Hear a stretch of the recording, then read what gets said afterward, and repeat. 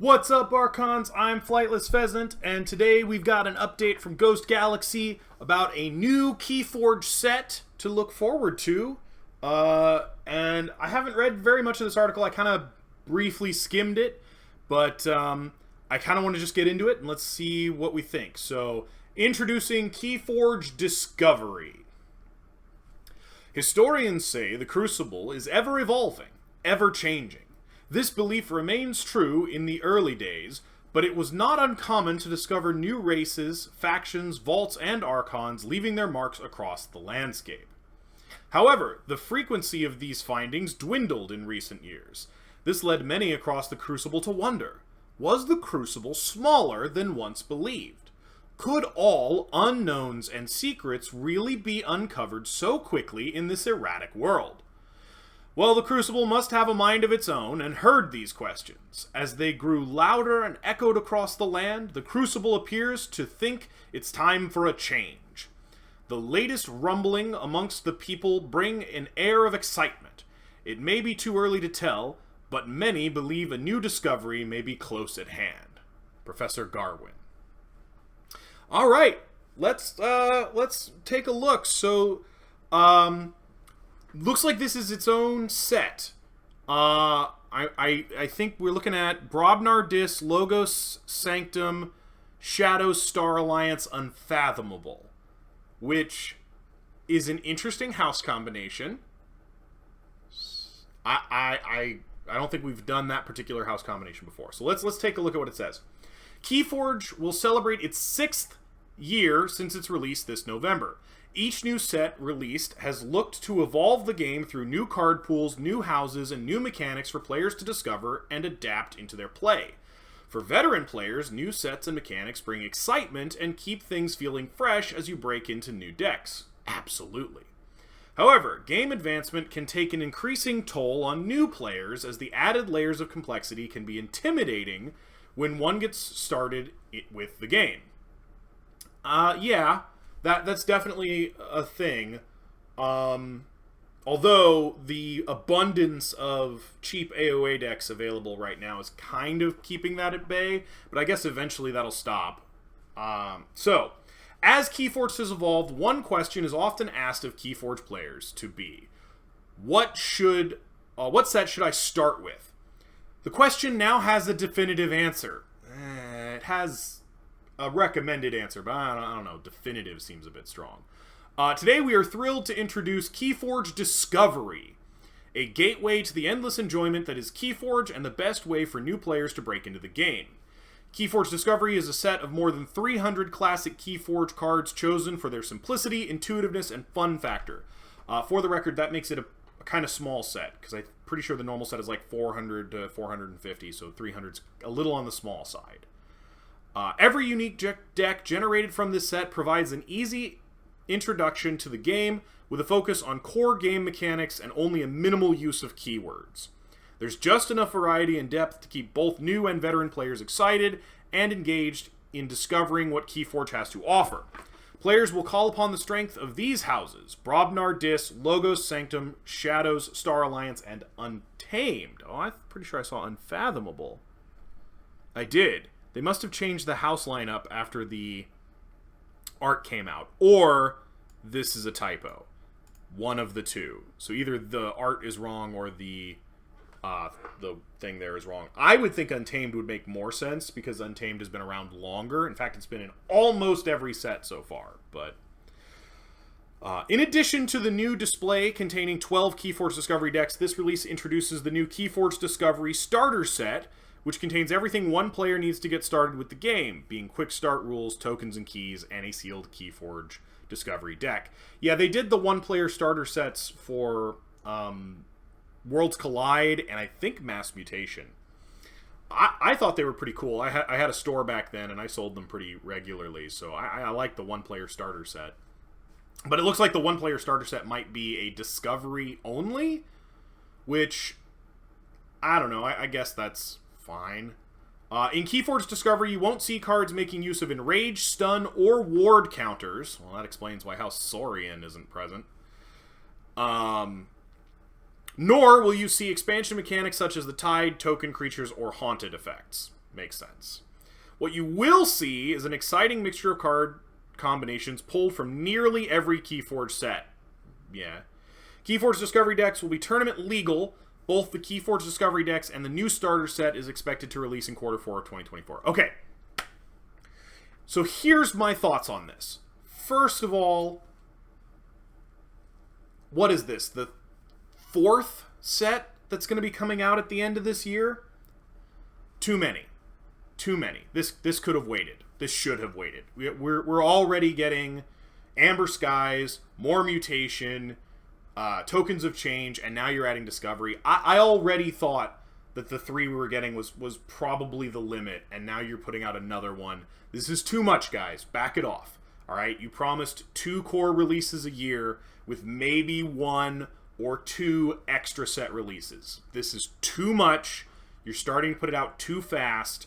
You gotta throttle it back, okay? Spend more time on development. I get that this is an entirely reprint set, right? And I get that most of More Mutation is a reprint set, but it's still too much. That's just my opinion.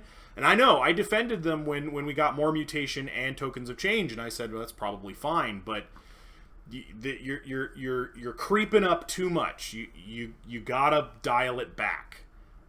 This is a good idea. It could have waited 6 months. It could have waited 6 more months, and that would have been fine. It would not have been a problem.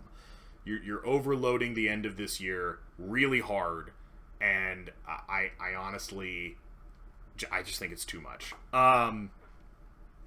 So that's my first thought. Second thought, these are tournament legal. I don't know whether they should or shouldn't be.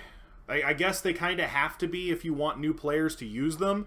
But also, since they don't have any of the advanced mechanics, it's probably not going to be a hyper-competitive set, which is probably for the best, honestly. You really don't want this to be a hyper-competitive set. You want this to be a really casual set.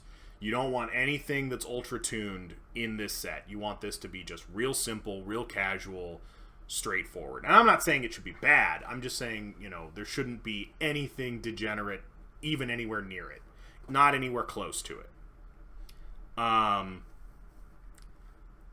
Yeah, I don't know. Especially because this is another tournament legal set. I'm really starting to get a little frustrated because the other 3 are also tournament legal sets, right? More Mutation and Amber Skies and Tokens of Change are also tournament legal sets, which means we're putting 4 brand new sets into the tournament cycle at the end of this tournament cycle. That is so much. That is so much new stuff that's going to be in next year's Vault Tours. It's too much. It is too much. This set could have waited 6 months. It could have waited until we had already started the 2025 Vault Tour season, and it could have come halfway through or later. I think we're getting pounded by too many releases. That's my opinion, right? Other people may think otherwise. And I'll probably put up a poll because I want to know what you guys think. My last poll went really well, so I'll probably do another one. But yeah, my thought is that that feels like a lot. On the other hand, I do get asked often which set people should start with for their first deck.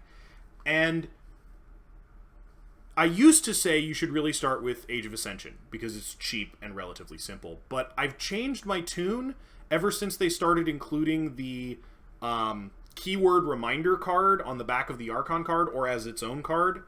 After they started doing that, I really feel like you can start with almost any set and it's fine because it goes over all of the keywords and abilities that appear in your deck, which I think was already plenty good enough to make it accessible, especially because most people don't end up starting Keyforge on their own. They end up starting it with a friend who can help them out. That being said, the one-player starter sets were a great idea, and I'm glad to see that they're back, but I'm a little disappointed that they're only back for this set and not for other sets. I also feel like the unique set mechanics are great. They're one of my favorite things about Keyforge, and I think Ghost Galaxy's a little afraid of them at the moment. They're a little afraid to lean into something really unique, and that's why we're getting More Mutation, which is a reprint set. That's why we're getting Discovery, which is a reprint set. That's why we're getting Tokens of Change, which uses a mechanic we've already explored, although they'll probably explore it a bit more. And that's why Amber Skies really honestly does not have a set unique interesting mechanic. I know it has the house pips, but let's be honest, guys, those are not going to be Amber Skies exclusive. That's going to come out again in future sets. And we already did the Sky Beast thing with the Revenants, so like that's not set unique either. There's nothing set unique in Amber Skies. There was going to be, I believe Stratoflight was going to be a set unique mechanic, and they backed out. So, you know, I feel like Ghost Galaxy is throwing out a whole bunch of things that they're hoping are safe bets instead of taking risks and being innovative. And I get why, but this is an innovative game, and if you're not willing to take risks and try something, even if it doesn't work out, you're not really ever going to be able to fully capture the spirit of Keyforge. At least I don't think so. That's you know, one man's opinion. But I'll put up a poll because I want to know what you guys think. Do you feel like this is too many sets coming out this year? Are we getting overloaded?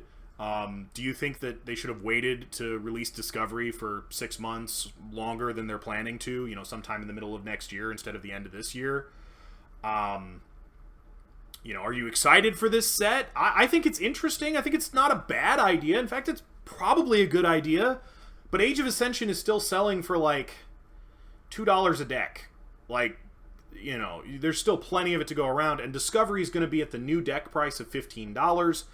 I mean, honestly, I think my recommendation for new players is still going to be Age of Ascension, or just grab whatever new thing you like the cover art of, because it'll have a reminder card that tells you how all the abilities work. So I don't know. I don't know if this was necessary. I think it's an interesting idea. I think it has merit, but I think we're overloading the end of this year. It's too many things too close together.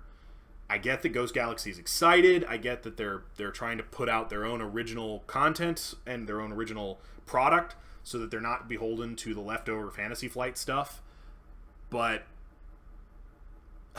this one's, I don't know. I'll look at the card list. I'll get a deck or two. I'll see what I think. But this one kind of feels like a miss for me. Let me know what you think. Put your thoughts down in the comments. I'm going to link a poll once I get the poll up. And yeah, go on over to the article, take a look at it. But that's all I have for you today. So until next time, later, Archons.